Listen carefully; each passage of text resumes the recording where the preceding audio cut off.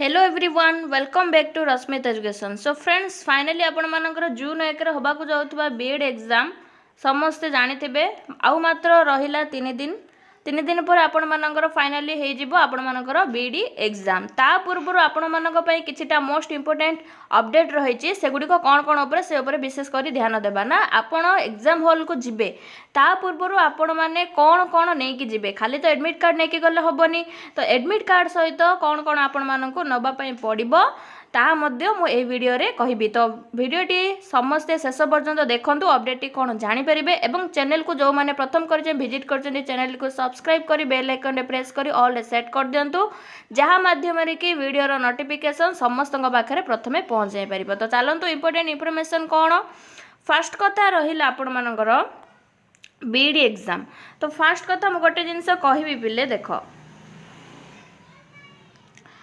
आपण मानकर admit card समस्ते डाउनलोड कर सारे बोथ आर्ट्स स्ट्रीम हो कि साइंस स्ट्रीम हो जो माने कि बीडी एग्जाम देबे अर्थात बीएचएडी सबू गुड़ाक सबू माने दीटा जाक एग्जाम पे मोस्ट इंफॉर्मेशन। फर्स्ट कथा कौन रही आपण मानकर एडमिट कार्ड रे जो पास फोटो आगु आपण माने अपलोड करथिले सेम पास फोटो आपण पाखरे जदी अछि दुईटी नै कि जिबे गोटे आपण पाखरे रखिबे आ गोटे देखो एठी लिखा है recent passport size colour photograph एठी आपण माने कोन पेस्ट करिवे जहा द्वारा कि सेम पासपोर्ट आउ उपरे गोटे एक्रोस रे सिग्नेचर करेंगे।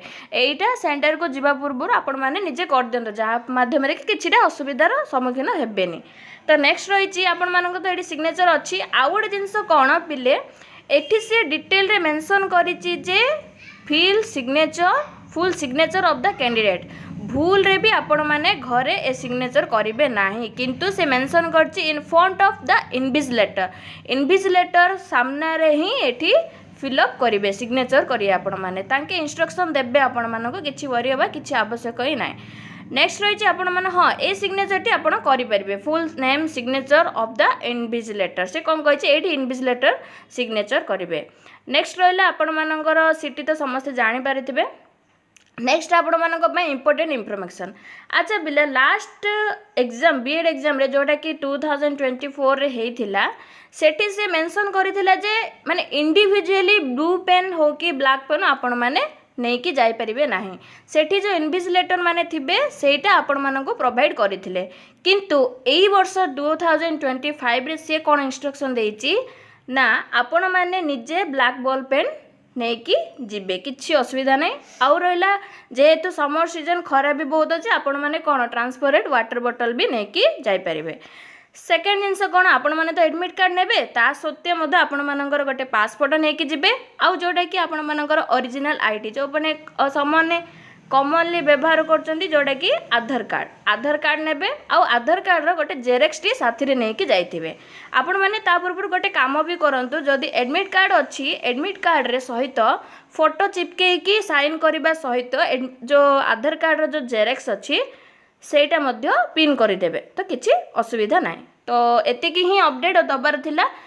तो आपण मानकर तो एग्जाम रहिछि 100 मार्क समस्त जानिथिबे तापति कौन नेगेटिव मार्क मध्य रही 0.25 समस्त जानिथिबे। आउ गोटे जिनस कहि रखिबी फ्रेंड्स समस्ते बीएड एग्जाम देबे किंतु गोटे काम करंतु ऑनलाइन रे ओमेट सीट अवेलेबल अछि सेठी गोटे प्रिंट आउट बाहर करिकि निजे ओभालिन करियार गोटे 10 रु 15 मिनिट निजे निजे प्रैक्टिस करो जहा द्वारा कि एग्जाम हॉल रे आपण माननकु किछिटा प्रॉब्लम हबो नै ति किछिटा ओभालिन प्रैक्टिस करंतु जेहेतु आपण माने ऑफलाइन एग्जाम देबे तो आपण माननकु बहुत इजी हबो।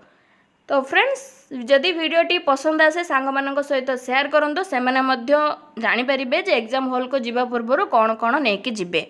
तो थैंक्स फॉर वाचिंग।